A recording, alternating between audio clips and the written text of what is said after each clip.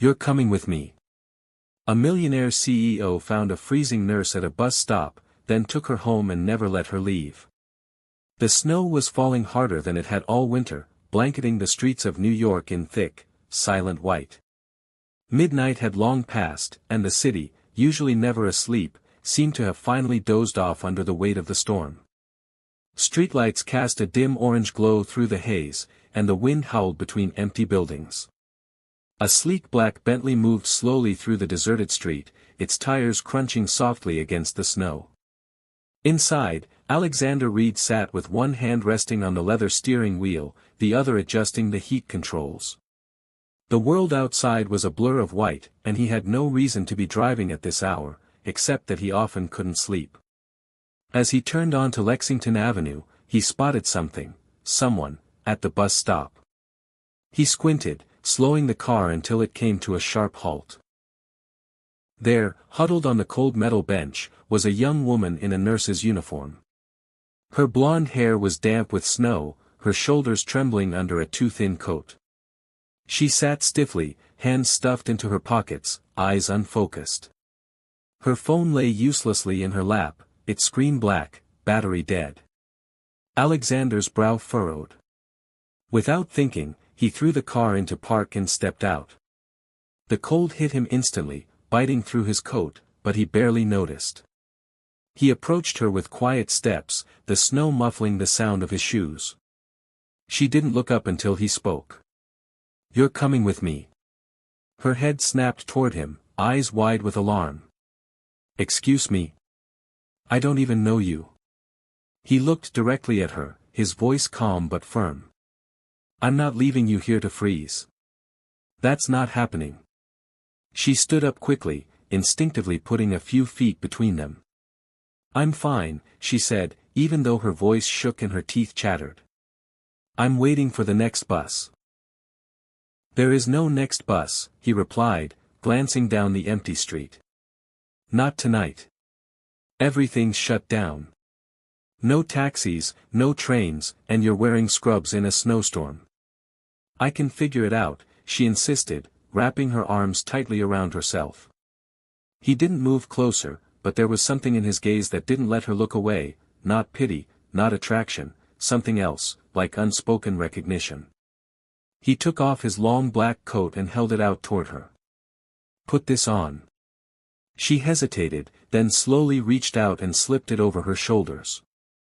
It was warm, smelled faintly of cedar and something expensive, and instantly dulled the sting of the cold. "I can take you home," he said simply. "Where do you live?" "Harlem," she replied cautiously. "Too far to walk, and there's no way a cab's getting through this. My car is heated, and I'm not a psychopath. You can sit in the back, and I'll take you wherever you need to go, or you can stay out here and get hypothermia. Your choice." She studied him for a long second. He looked familiar, though she couldn't quite place why. His face had the kind of sharp, classic structure you might see in magazines, cold gray eyes, a perfectly tailored suit beneath a dark cashmere scarf, hair just beginning to glint with snow. He looked like someone who had never stood at a freezing bus stop in his life. Against her better judgment, her body gave her the answer first. Her legs moved before her voice did. "Fine," she murmured, and he opened the passenger door. She slipped inside, unsure if this was a mistake, unsure of anything except the warmth that instantly wrapped around her. The door shut with a soft thud, muffling the wind. She watched as he walked around the car and got in beside her, then glanced once at her before pulling away from the curb. Neither of them spoke as the car moved down the snowy street. Two strangers in a silent vehicle, bound by nothing but an unlikely moment and the mercy of a man who never stopped for anyone until tonight. The hum of the heater filled the silence between them as the Bentley glided through the snow-dusted streets. The windows slowly cleared from fog, revealing the glittering city blanketed in white. Inside the car, the warmth was almost shocking after the bitter cold outside.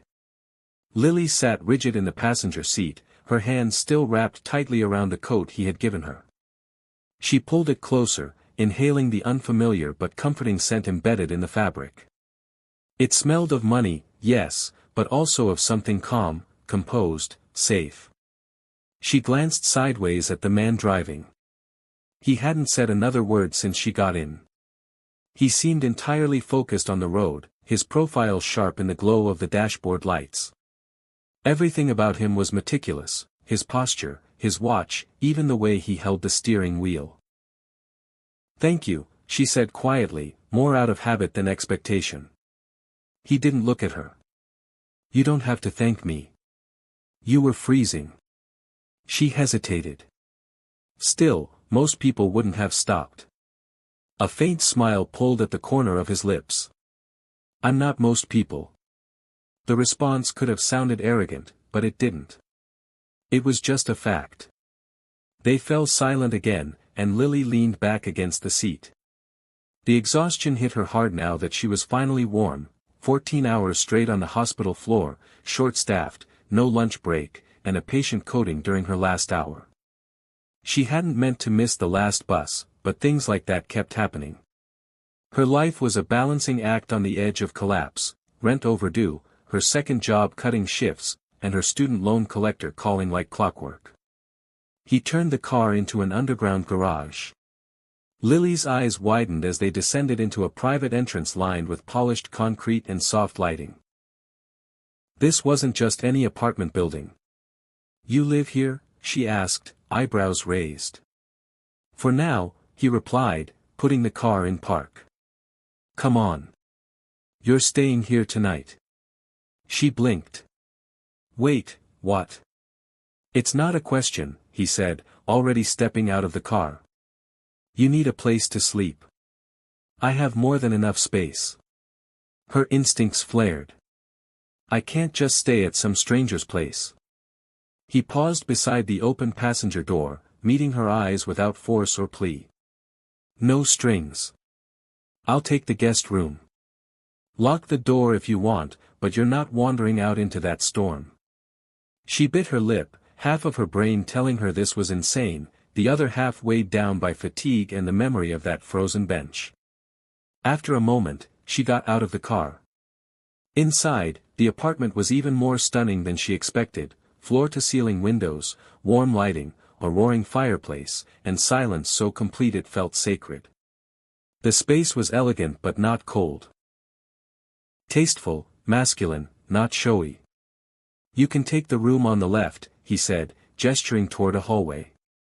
"There are clean clothes in the dresser. They'll be big on you, but warm." She turned to him slowly. "Why are you doing this?" He shrugged slightly. "Because I can, and because I have a conscience." That answer lingered with her as she walked to the guest room. The bed was made perfectly. The sheets smelled like lavender and something expensive. Everything was pristine, but it didn't feel empty. It felt lived in, yet untouched, like someone who had everything and still felt nothing. 15 minutes later, wearing an oversized gray sweater and sweatpants that almost swallowed her, Lily stepped quietly back into the kitchen. She had meant to ask for water but froze in the doorway. Alexander was standing at the stove, cooking, not a private chef, not takeout, just him in a white t-shirt and dark slacks, stirring something in a small pot. He glanced over and noticed her watching. "I figured you might be hungry." She blinked. "What are you making?" "Ramen," he said simply. "Nothing fancy, just warm." She stepped closer, surprised at how normal he looked now, just a man, not a billionaire, just someone who, for whatever reason, had seen her and fed her. As she sat at the counter, he set a bowl in front of her and handed her a pair of chopsticks. She stared at him, more confused than ever. "You're not what I expected." He looked at her, eyes unreadable. "Neither are you." The morning light spilled through the tall windows, casting soft gold across the guest room. Lily awoke to the scent of coffee drifting through the apartment and the strange comfort of sheets far softer than any she had ever owned. For a moment, she forgot where she was. Then it all returned, the snow, the Bentley, the stranger who had made her ramen at 2 a.m. She found a note on the kitchen counter, written in precise, slanted handwriting, "There's cab money on the table." You can leave whenever you're ready, but if you want to talk again, call me. Beneath it, a crisp $100 bill and a business card, Alexander Reed, Reed Global Investments. She stared at the name for a long minute. It rang a faint bell, magazine articles, finance blogs, some Forbes list she had skimmed at a grocery checkout. So that's who he was. She took the money but left the card. 3 days passed. She didn't call. But on the fourth evening, while working a volunteer shift at a community health fair organized by the hospital, she saw him again. He was standing in the back of the event hall, silent and still among the bustling crowd of nurses, patients, and donors. No fanfare, no entourage, just him, dressed in charcoal gray, hands in his coat pockets, eyes scanning the room until they landed on her. Lily was helping a frail elderly man into a chair for his free checkup. He had no ID, no insurance, no family listed, just a worn-out coat and a gentle smile. She knelt beside him, speaking softly, taking his blood pressure with the tenderness of someone who believed every person deserved dignity, no matter their circumstances. From across the room, Alexander watched. He didn't move, didn't interrupt, but something in his expression shifted, something subtle but profound. When the line thinned and the crowd began to disperse, Lily turned and noticed him. She hesitated, then approached him. "You followed me here?" she asked, half teasing, half unsure. "No," he said. "I fund this program every year. I just didn't expect to see you." She folded her arms. "Well, here I am." He looked around the hall. "You volunteer after 14-hour shifts?" She shrugged. "People need help. I know what it's like not to have any." He nodded, quiet for a moment, then said, "My mother was a nurse. She used to bring me to places like this when I was a kid. I hated it back then, but now I think I understand." Lily tilted her head. "You never mentioned that." "There's a lot I don't mention," he replied, the edge of a smile touching his lips. They stood in silence for a beat. Then he said, "Come with me, just for coffee. No pressure." She hesitated again, but this time she nodded. Coffee turned into a walk. The walk turned into sitting on a bench at the edge of Central Park, where the snow had melted just enough to expose the earth beneath. They didn't talk about money or careers or anything impressive. They talked about insomnia, about bad cafeteria coffee, about books they had started and never finished. It became a pattern. Over the next few weeks, they kept running into each other, or maybe not accidentally, she started to wonder. But she never asked. Sometimes they would meet at the hospital cafeteria late at night. Sometimes he would send a driver to take her to a quiet spot where he was already waiting with hot chocolate or a bag of her favorite chips. He had asked once, casually, and remembered. They never labeled what they were doing. They never held hands, but it felt like something more real than anything she had known before. They weren't dating. They were two people figuring out how to be alive again. One night, as they sat side by side on the steps of the Metropolitan Museum, sharing a silence filled with unspoken thoughts, she looked over at him and said, "You're different from what people say about you." He turned to her, his voice low. "So are you." She smiled. "What do they say about me?" "That you're too kind for your own good." She shrugged. "It's not kindness. It's just humanity." He looked at her for a long moment. "Then maybe I'm trying to remember mine." She didn't respond. She just leaned back and looked up at the stars peeking through the New York haze. And for the first time in a long while, the night felt gentle. Alexander Reed had always been a man who preferred silence. It was where he felt most in control, most himself. Success had come early. Too early, perhaps. By the age of 30, he had already built and sold his first tech firm, then turned to finance, where his ruthless precision earned him the kind of reputation that made people either envy him or avoid him entirely. But money had never filled the silence in his life. It only padded the walls. He was 12 when his mother died, cancer, swift and merciless. She had been a nurse at a small community hospital, the kind who stayed late with dying patients, who brought blankets to the homeless, who kissed her son goodnight even when she could barely stand from exhaustion. His father, a cold and distant man obsessed with business, hadn't known what to do with a grieving child. So he sent Alexander to boarding school and buried himself in quarterly reports. Alexander had learned not to need anyone, not to expect warmth, not to hope for gentleness. By 25, he had millions. By 30, billions. But none of it made the memory of his mother fade. In his private office, hidden behind walls of glass and polished walnut, there was a single photograph he never moved, a faded picture of her in her nurse's uniform, smiling at the camera as if nothing could ever go wrong. Lily's uniform had been nearly identical. It was the first thing that struck him about her, even before her trembling hands or stubborn voice. He never told Lily. Instead, he began to do what he did best, operate in silence. Through discreet legal channels, he tracked down her remaining student loans and paid them in full. He created a health scholarship under her name at the nursing school she had once attended, no announcements, no credit. He noticed her hospital had been struggling to keep its low-income care program alive, especially during the cold months. A quiet donation arrived, anonymously, of course, enough to keep it going for the next 3 years. He was careful. He never let her see the threads he was pulling behind the curtain. To Lily, he remained just Alexander, strange, quiet, generous in small ways, but never ostentatious. She had no idea how closely he followed her world, how often he rerouted his own meetings just to sit in the back of a conference she might attend, or how he once waited in his car for hours outside her hospital during a blizzard just to make sure she made it to the night shift safely. He told himself it wasn't about control. It was about making sure she had the freedom to keep doing what she loved. He had seen what burnout did to people like her. He had seen it in his mother's eyes near the end. He wouldn't let Lily carry that same weight, at least not alone. Some nights, after one of their quiet, unstructured meetings, he would come home and walk into his office, staring at the photo of his mother. He would think of the way Lily smiled at her patients, of how fiercely she protected people who had nothing. "You would have liked her," he once murmured aloud to the picture.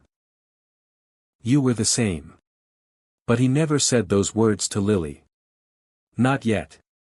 He was still learning how to open the door to that part of himself, the part buried long ago when a small boy in a black suit stood beside a casket and stopped believing the world could be soft. Lily was changing that with every unguarded laugh, every late-night story over takeout containers and mismatched mugs of tea. She chipped away at the armor he had worn for decades. But she didn't know what he was doing for her in the shadows. He didn't do it for gratitude. He did it because something about her made the silence inside him feel less endless. And for a man like Alexander Reed, that was everything. The hospital hallway smelled of antiseptic and overused coffee. Nurses moved briskly from room to room. Doctors barked orders into phones, and the overhead lights buzzed faintly, like a tired heart refusing to stop. In room 412, a figure lay motionless on the narrow hospital bed, her skin pale, her breathing slow, her blonde hair strewn across the pillow like spilled sunlight dulled by exhaustion. Lily had collapsed mid-shift, right in the hallway between 2 patient rooms. She hadn't eaten in 12 hours, had worked a double shift, and was halfway through another when her knees buckled and her vision turned black. By the time someone caught her, she was already unconscious. There was no next of kin listed in her file, but someone still showed up. Alexander's black car pulled into the hospital lot within 30 minutes of the call, no hesitation, no delay. When he entered the building, the staff looked up, not because they recognized him, but because of the force of presence that came with him, a man who rarely stepped into places like this unless lives or companies were at stake. He reached her room, opened the door, and stopped. She looked small, too small. Her foreline hung silently beside the bed, fluids dripping into her arm like whispered apologies for what her body had endured. Her chest rose and fell with a labored rhythm. He walked in slowly, his steps heavy, and sat beside her. For a long moment, he did nothing, just watched her. Then he reached out and gently took her hand. It was cold. He pressed it between both of his, the way he remembered his mother doing when he had fevers as a child. He closed his eyes. When Lily stirred 2 hours later, it was to the feeling of warmth wrapped around her hand. Her eyelids fluttered open, and the first thing she saw was him. Alexander, sitting there, sleeves rolled up, tie loosened, hair a little messy, like he had run his hand through it one too many times. "What?" she whispered. "You passed out," he said, his voice tight. "You're severely dehydrated and underfed." She blinked slowly. "Oh, that's all you have to say?" His voice cracked, and when she turned to look at him fully, his eyes were storm-dark. She tried to sit up, wincing. "It's not a big deal. I just pushed myself a little too hard." "A little," he snapped, standing abruptly. "You work 2 jobs. You skip meals. You barely sleep. You think that's nothing?" She winced again, not from pain, but from the sharpness in his tone. "Alexander." "No," he said, pacing now, his hands clenched at his sides. "You should have told me. I could have, I would have helped." "I didn't want help," she said sharply, and the air between them stilled. He turned to her slowly.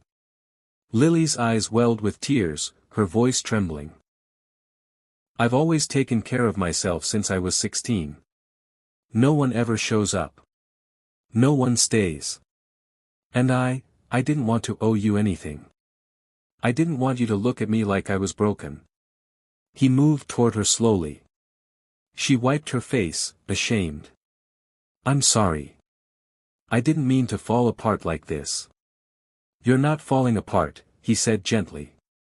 "You've been holding the world together with your bare hands." She met his gaze, raw and exposed. He sat beside her again, more slowly this time, and took her hand back into his. But now he held it tightly. "Not anymore," he said softly, the anger gone, replaced by something deeper. "From now on, you're mine to take care of." She stared at him, stunned. He didn't say it like a man claiming ownership. He said it like a man making a promise, a vow. Tears slipped down her cheeks, and she didn't pull her hand away. And for the first time in as long as she could remember, Lily felt what it was like to be seen, to be cared for. Not because she asked, not because she earned it, but simply because someone refused to let her suffer alone. The move happened without a conversation. There was no official moment, no proposal, no labeled boxes or signed agreements. One evening, Alexander had offered to drive Lily to her apartment, and she had simply said, "I don't really live there anymore, do I?" He had nodded once, and from that moment, her things began quietly appearing in his space. They never spoke of it. They just adjusted. Her scrubs were folded next to his suits in the closet. Her toothbrush leaned beside his in the bathroom. He cleared a drawer in the kitchen for her tea and left a fuzzy blanket draped on the couch because she always ran cold. Still, there were no whispered, "I love you," no candlelit dinners, no arms pulling her close in sleep. At night, he took the sofa. At first, she thought it was chivalry, then maybe discomfort. Then she realized he was afraid of something he couldn't name. He was learning how to be close, but learning slowly. Alexander showed affection in unspoken gestures. Each time Lily worked a night shift, a warm container of her favorite food would be waiting in the staff fridge with a note taped to it, "Eat, please."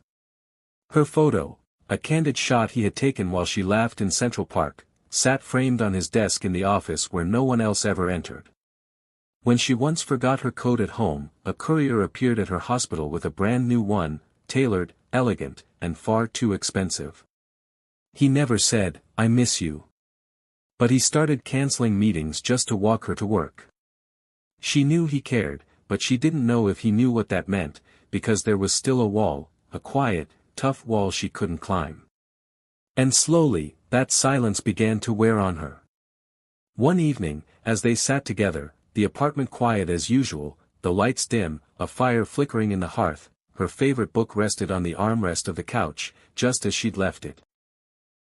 But he wasn't there. She found him in his office, staring out the window. The photo of his mother sat beside him, and her own photo was just inches away. She stepped inside, her voice gentle. "You always look at that photo when something's wrong." He didn't turn. "It helps me remember." "Remember what?" His silence was long. "That people like her, and like you, still exist." She swallowed hard.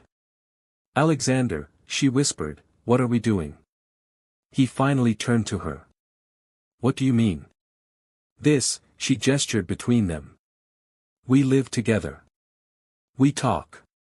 We share meals. But we don't touch. We don't say things. I don't even know if you want me here."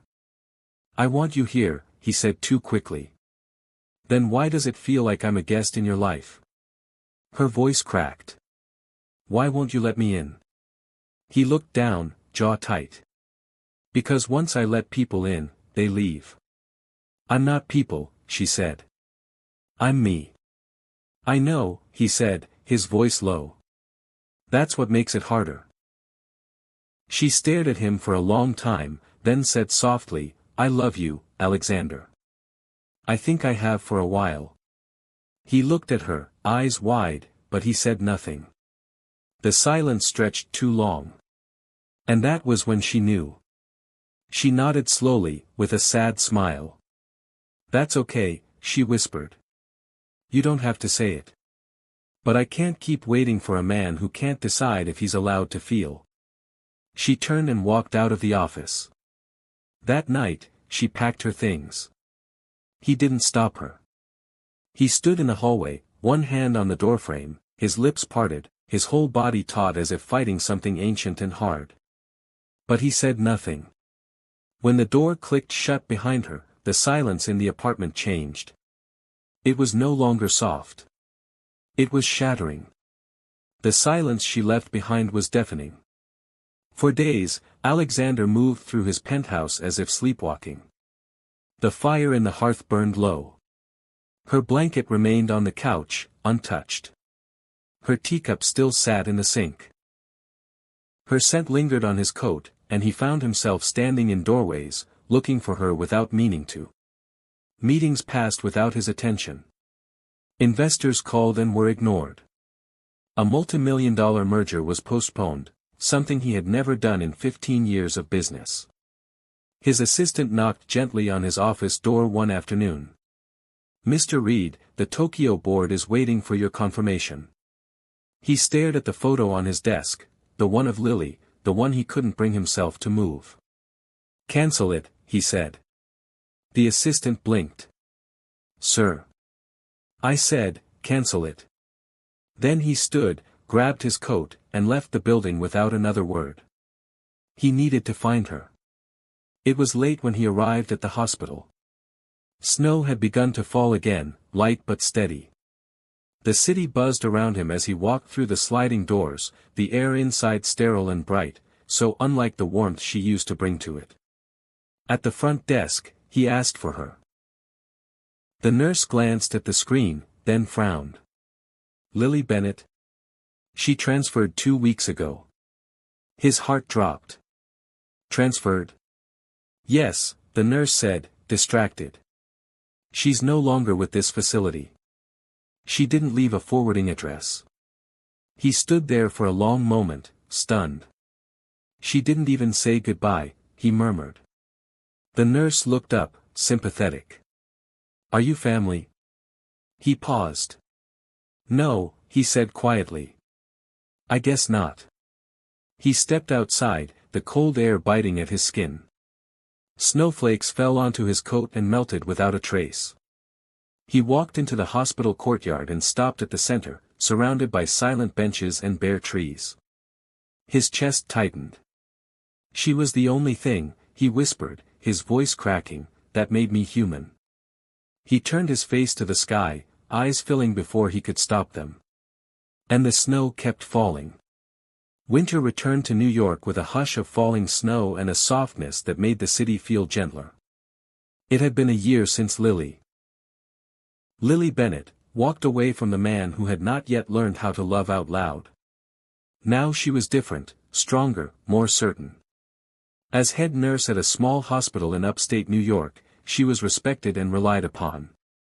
Yet on quiet nights, with tea in her hands, she still thought of him, still wondered if he had searched for her, still felt the echo of the words he never said. Then came the call. Her aunt had suffered a mild stroke, and Lily returned to the city to care for her. She moved into a small rental near the Upper East Side, telling herself it was temporary. One snowy morning, she wandered familiar streets and instinctively stepped into a small flower shop she once loved, the same one where, long ago, she'd seen Alexander choosing flowers for a child. The bell chimed. There he was, his back to her, tall and still, lifting a stem of white tulips from a display. She froze. He turned. Their eyes met, and for a moment, the world held its breath. Alexander looked older, wiser, softer, but still entirely him. He placed the flowers down gently and stepped toward her, close but not too close. "You're coming with me," he said, his voice low. The words echoed from a year ago, but now they carried something raw, something real. He paused, eyes steady. "If you still want to." "I never stopped waiting." Tears welled in her eyes before she could stop them. She nodded, unable to speak. He took her hand with care and quiet awe, as if afraid it might vanish. But when their fingers locked, it was with the certainty of someone who had learned what it meant to lose, and who would never risk it again. He brought her home, not to a penthouse, but to a warm apartment on the edge of Central Park, a space filled with plants, soft light, and little details that whispered her name. Her blanket, her photo, her presence, always kept close. "You kept everything," she whispered. "I kept you," he said. 6 months later, they married on a soft summer morning in the garden of Alexander's restored family home. Laughter lined the aisle. Laughter filled the air. Guests were few but dear, colleagues, old patients, friends who had seen their story unfold. Among them sat the elderly man Lily had once cared for during a hospital fundraiser, the very moment Alexander had truly seen her. He rose to speak during the ceremony. "She's always been an angel," he said through tears. "Now she's found her guardian." Alexander spoke his vows without notes. "I didn't know how to love before you," he said. "But I promise every day, I'll learn. With you." Lily touched his cheek, her voice soft. "We'll learn together." That night, long after the last guest had gone and candles flickered low, they sat wrapped in a blanket on the porch of their new home, the hush of a summer storm in the distance. Lily leaned into him, smiling. "I never thought a freezing night at a bus stop would bring me home." Alexander kissed her hair, his voice a whisper against the wind. "That night," he said, "I didn't save you." He turned her face gently toward his. "You saved me." And that was the story of a freezing night, a silent man, and the woman who taught him how to love. Sometimes, the people who save us don't arrive with grand gestures. They come wrapped in quiet kindness, late-night ramen, and a hand held in silence. If this story touched your heart, if it reminded you that love can begin in the unlikeliest of moments, please don't forget to like, share, and most importantly, subscribe to Soul-Stirring Stories for more real-life inspired tales that heal, uplift, and stay with you long after the screen fades. Until next time, stay warm, stay kind, and remember, sometimes, the smallest encounter can change everything.